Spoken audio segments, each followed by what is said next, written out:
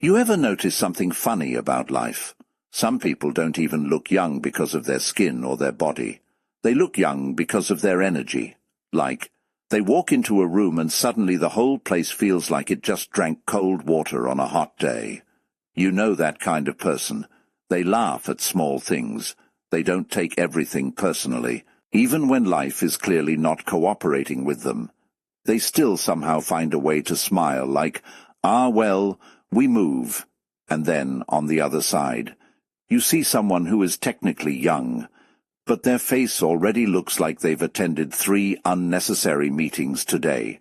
Their energy feels heavy, like even their silence is saying, "Don't disturb me. Life has tried me enough." And you're just standing there like, "Bro, what happened? You're 24. Why do you look like you've been managing a company since 1987?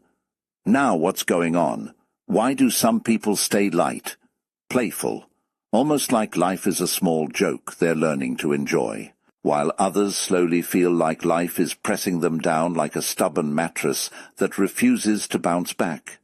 Now listen carefully. This is not about money. It's not about skincare.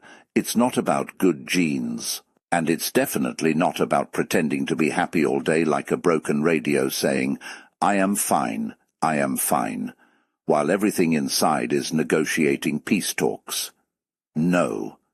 This is something deeper, something even Carl Jung touched on when he spoke about the mind, the unconscious, and how our inner world quietly shapes the way we experience life. And today, I'm going to break it down in a way that actually feels human. No heavy psychology, no big academic words that make you want to go take a nap. Just simple things you'll recognize in your own life. Because if you stay with me till the end, you might realize something a little uncomfortable. You're not just aging because of time, you're aging because of patterns. And the funny part, some of those patterns are things you do every single day without even noticing. But the good news, if you created the pattern, you can change it. All right, let's get into it. Habit number 1. Don't wake up and rush your mind. Let me ask you something real quick. When you wake up in the morning, what's the first thing you do? Be honest. Do you grab your phone? Do you check messages? Do you start thinking about everything you didn't do yesterday? Or worse, do you immediately mentally step into stress like, "Oh no, today I have so much to do"? Because here's the truth nobody tells you. The first 10 minutes of your morning is basically programming your entire emotional day. If the first thing you consume is chaos, your mind will carry chaos all day. If the first thing you consume is pressure, your body will feel pressure all day. And then we wonder why we feel tired at 2 p.m. like we just fought a war we didn't sign up for. Now listen. This first habit is so simple it almost sounds too easy. But don't underestimate simple things. Simple things run your life. Here it is. When you wake up, don't rush your mind. Just pause. Sit up slowly, and for 60 seconds. Don't touch your phone. Don't think about problems. Don't plan your entire life. Just breathe and exist. Yeah, I know. Exist sounds useless. But your nervous system actually needs that moment, because in that silence, your brain switches from survival mode to awareness mode, and that shift alone changes how you experience the entire day. Now let me add something funny here. Most people wake up and immediately open their phone like, "Let me see what the world did while I was unconscious." As if the world is waiting for them like, "Oh, good morning. Here's 17 problems you didn't ask for." No, stop doing that. Because every notification you read first thing in the morning is basically someone else putting their energy inside your head before you even chose your own thoughts. And then we wonder why our mood feels like Wi-Fi with no signal. So here's the simple version. First 60 seconds of your morning anchor yours. Not the world's not, social media's not, stresses, just yours. Now, I'm not saying your life will magically transform overnight, but I am saying this. If you change how your morning begins, You quietly change the emotional tone of your entire life, and that's where Jung becomes interesting. Because Jung believed something powerful about the unconscious. What you don't consciously control, controls you. So if your mornings are automatic stress, your life becomes automatic stress. Simple as that. Now before we go to habit number 2, let me say something real with you guys here. A lot of people think self-improvement is about doing more habits, more routines, more discipline, but sometimes it's actually about doing less. But with awareness, because awareness is what brings you back to yourself. Without it, you're just reacting to life all day like a notification machine. All right, let's move. Habit number 2. Stop carrying conversations that already ended. Okay, this one might sting a little. You ever finish a conversation, but the conversation doesn't finish you, like someone says something to you, and hours later, you're still replying in your head, still defending yourself, still thinking of what you should have said? Oh yeah, we all do it, and it drains people more than they realize, because you're physically in the present, but mentally stuck in the past. And every time you replay it, you reopen the emotional wound. Now I'm going to say something simple but important. Not every thought deserves a second round. Some conversations are already dead. You just keep resurrecting them like, let me suffer this one more time for no reason. And Jung would probably call this something like unconscious looping. But I'm going to call it what it feels like, mental recycling. And not the good kind. Now here's the habit. When you notice you're replaying an old conversation, stop feeding it. Not with force, not with fighting your thoughts. Just notice it and gently say, okay, this is old. And bring your attention back to something real, your breathing, your surroundings, anything present. Because every time you return to the present, you take your energy back from the past. And here's something funny but true. Most people lose arguments in their head that they already won in real life. Like the person doesn't even remember what they said. But you're there building a full courtroom case at 2 a.m. like Exhibit A, when they said, whatever, I should have replied.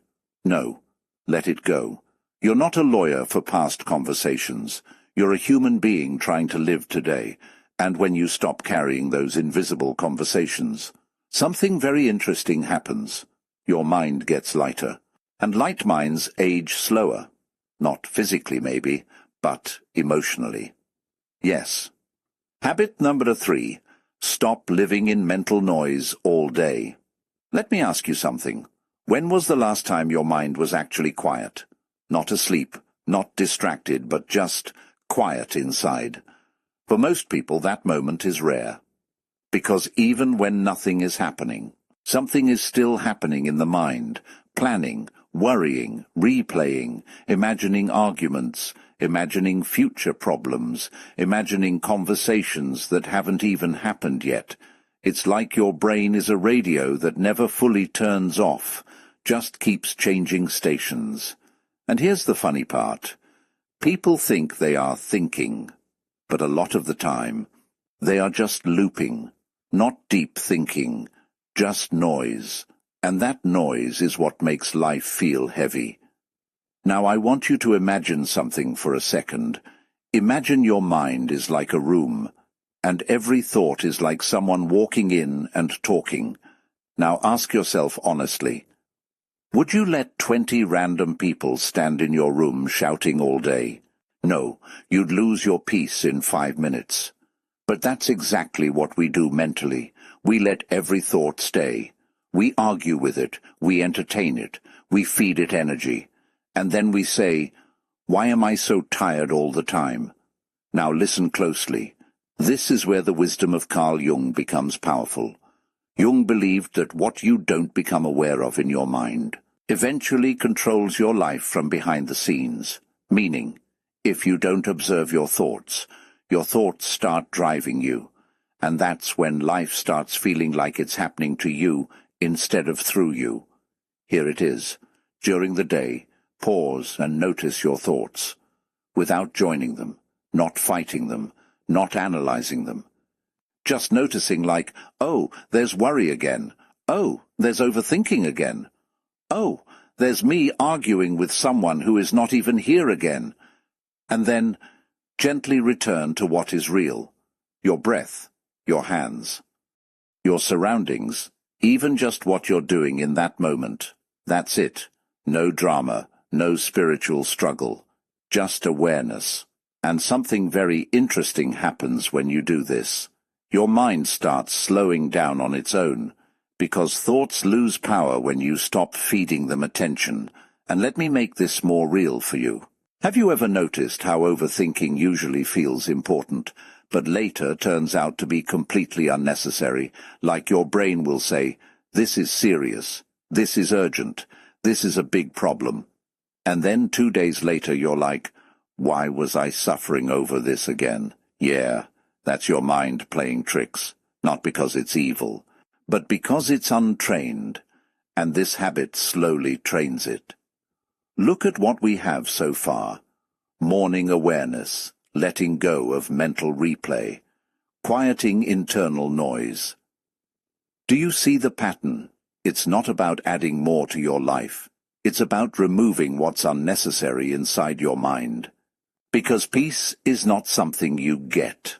Peace is what remains when you stop interfering with yourself. And let me say this in a very human way. Most people are not stressed because life is too hard. They are stressed because their mind never shuts up long enough for them to feel life properly. Even simple moments become heavy. Because the mind is always commenting in the background, like a loud narrator who never leaves you alone. This could go wrong. You should have done better. What if something happens, and you start believing the narrator is reality, but it's not. It's just commentary. Now I want you to imagine something small. You're sitting somewhere calm, no phone, no pressure, and your mind is just not fighting you, not arguing, not replaying, just quiet enough for you to actually feel your breath. That version of you, that version ages differently, that version laughs easier, that version doesn't carry people's words for 3 days, that version doesn't wake up already tired. That version is what people call young energy. If you're still here watching this with me, I just want to say, I appreciate you. And if this video is giving you even a little peace or reflection, you can support me with a coffee if you enjoyed this video. No pressure at all. Just a friendly moment between us. And hey, if you're enjoying this kind of content, the kind that actually makes you slow down a little, think a little deeper, and maybe even question a few things you've been carrying in your mind for years, then I just want to say something real with you. You're not here by accident. Because let's be honest, you didn't click this video to hear noise. You didn't come here for pressure. You didn't come here to feel like someone is shouting at you with 5 steps to fix your life in 2 minutes energy. No, you came here for something softer than that. Something that feels like a conversation. Something that feels like someone is sitting next to you saying, hey, life is actually not that complicated. You're just thinking too much sometimes. And if that's the kind of space you like, then yeah, this might be your kind of place. Because here, we don't rush through life. We slow it down a bit. We look at things differently. Sometimes we laugh at how serious we've been about things that, honestly, didn't deserve that much stress in the first place. Like, have you ever looked back at something you were stressing about last year, and now you're just like, why was I acting like that was the final boss of my life?